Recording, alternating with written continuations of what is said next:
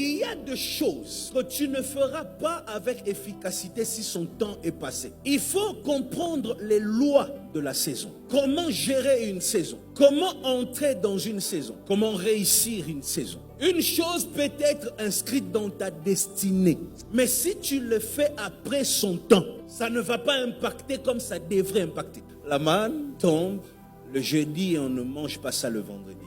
La première leçon que la manne m'enseigne, c'est le respect des saisons.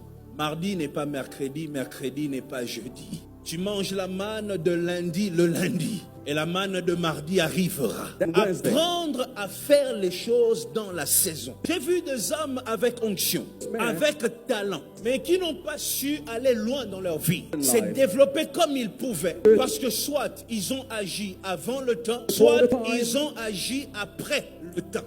Je vais donner deux définitions d'une bonne saison.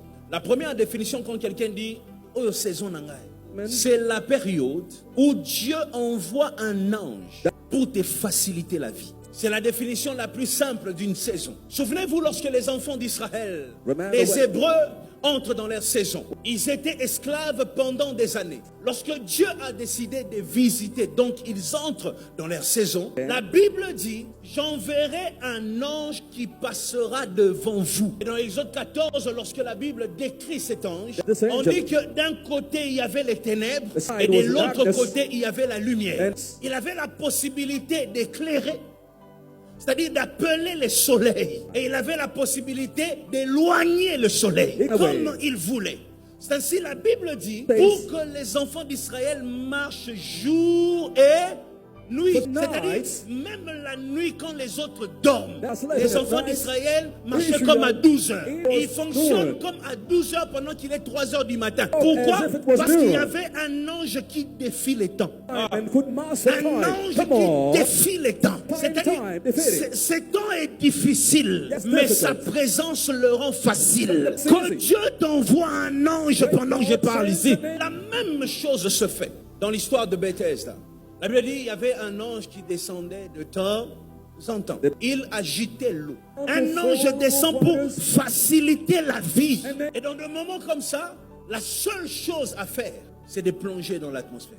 Parfois, la saison, c'est simplement une grâce qui habite l'environnement. Et c'est ainsi que tu verras des hommes qui ne t'aimaient pas commencent à t'aimer.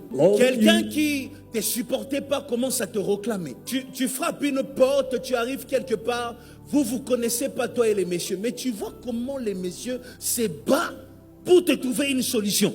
Toi-même, tu te demandes, est-ce qu'à Amonia Longinanga Lokola et Lonyamutumoko Ayeba Kala?